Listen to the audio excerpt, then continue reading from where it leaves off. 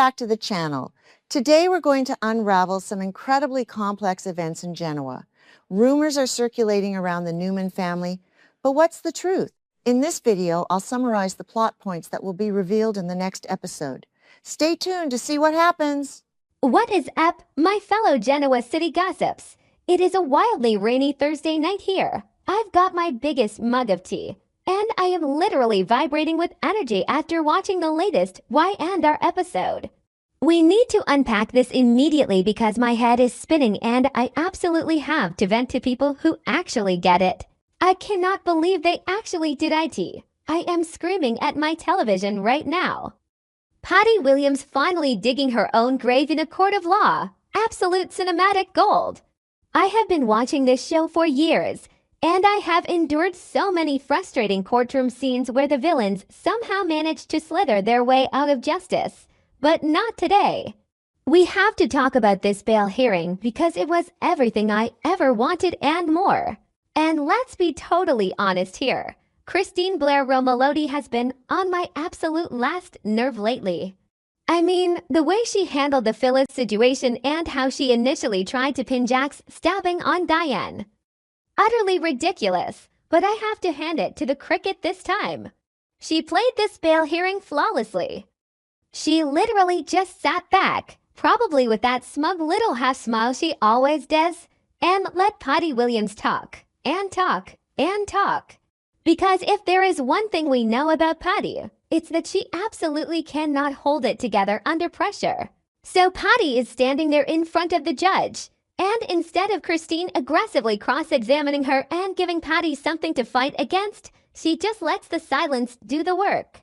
And Patty completely unraveled. She lost total control, went on a massive rant, and had a full-blown meltdown right there on the stand. Michael Baldwin coming over to the Abbott mansion to deliver the news that Patty was literally dragged out of the courtroom and denied bail. Music to my ears. I cheered. I actually cheered out loud in my living room. But wait, I am getting way ahead of myself. Let's back up to the Abbott mansion scenes, because the atmosphere there was so thick you could cut it with a knife.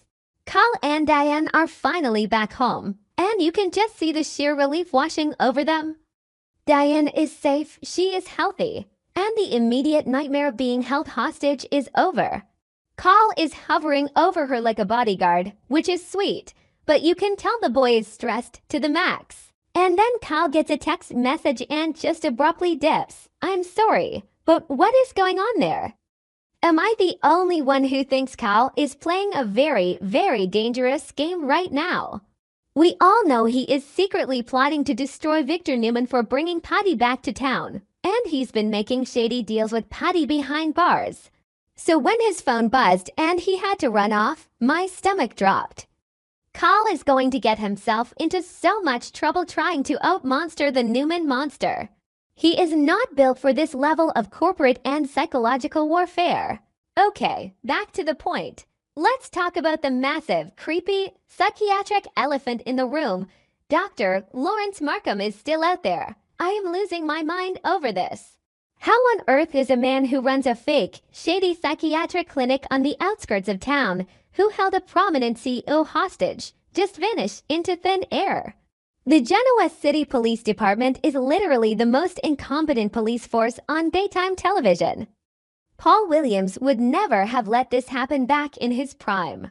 Because of this utter police failure, Diane is sitting in that massive Abbott mansion completely terrified that the boogeyman is going to pop out of the shadows, and honestly, I don't blame her. The lingering anxiety she has about Markham is so palpable. You can see the PTSD radiating off of her. She survived Patty's digitalis needle, she survived Markham's twisted captivity, and now she has to look over her shoulder every 5 seconds because this psychotic doctor is just roaming free. It is infuriating. But then we get to the absolute best part of the episode. The conversation between Diane and Michael Baldwin. I have always loved their dynamic. Michael is such a loyal friend, and seeing him drop by to check on her just warmed my heart. And during this conversation, Diane drops a massive bombshell. She admits that during her forced therapy sessions with Markham, she had a huge epiphany. She realized that she loves Jack Abbott way more than she hates what he did with Patty. I mean, finally. It took being kidnapped by a fake psychiatrist for her to wake up and smell the coffee. But honestly, I am so here for it. Because let's be real, Diane has been freezing Jack out for weeks. And while I understood her initial anger, it was starting to get exhausting. Remember when Diane caught Jack in bed with Patty on that yacht? It was horrific, yes, but Jack was drugged. He was a victim. Patty completely manipulated his mind and his body. Diane was acting like Jack intentionally planned a romantic getaway with his crazy ex. So hearing Diane finally admit that her love for Jack outweighs the anger of his betrayal is the breakthrough we have been waiting for. And let's look at their history for a second. Diane has put Jack through the absolute ringer over the decades. Remember 2011? Remember when she faked her own death in the park and let Jack and Kyle mourn her for a decade? She teamed up with Deacon Sharp, used a literal morgue body, framed Nikki Newman, and let her own son believe she was brutally murdered.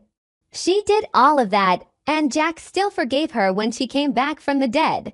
Jack fought his entire family for Diane. He fought Ashley, he fought Phyllis, he fought Nikki. He stood by Diane against the entire town of Genoa City.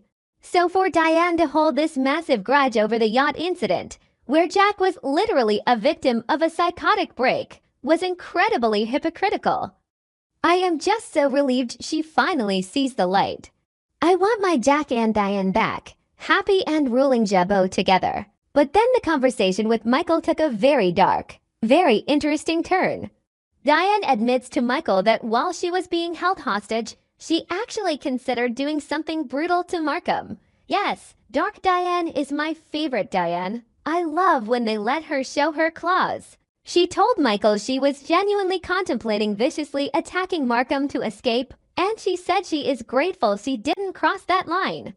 But she also joked that if she had done something brutal, she knew she'd have the best defense attorney in town to get her off. Michael promising to protect her and assuring her that all her loved ones are standing guard was a great moment. But a part of me kind of wishes she had bashed Markham over the head. I mean, Diane is a survivor. She is a hustler. She is a woman who will do whatever it takes to protect herself and her family. If she had taken a candlestick to Dr. Markham's skull and walked out of that house covered in blood like an absolute boss, I would have cheered. But I get it. They want to keep her somewhat redeemed right now so she doesn't end up in a jail cell next to Patty. So what happens now? Because I am predicting absolute chaos. Markham is not just going to disappear into the sunset. He is obsessed with his patients and his twisted idea of therapy. I guarantee you he is going to show up at the Abbott mansion when Diane is all alone. The writers are totally setting us up for a home invasion thriller sequence, and I am dreading it, but also so excited for the drama. Or maybe Kyle will find Markham first. We know Kyle is out for blood. If Kyle tracks down Markham before the cops do, he might just do the brutal thing that Diane couldn't bring herself to do. Kyle is spiraling, and his moral compass is completely out of whack right now because he is so consumed by revenge. And what about Victor? Victor is the one who set this entire nightmare in motion by bringing Patty back to town. If Kyle's revenge plot blows up in his face, Victor is going to crush him. And if Jack finds out that Kyle is secretly communicating with Patty, the Abbott family is going to implode. I know some people are loving this slow burn with the Markham mystery, but personally, I need him caught like yesterday. I need Diane and Jack to have a passionate reunion. I need Patty locked in a padded cell forever. And I need Kyle to calm down before he ruins his entire life. What do you guys think? Am I crazy for wanting Diane to go full villain on Markham? Do you think Kyle's text was from Patty? Let me know, because I'm going to be obsessing over this until the next episode.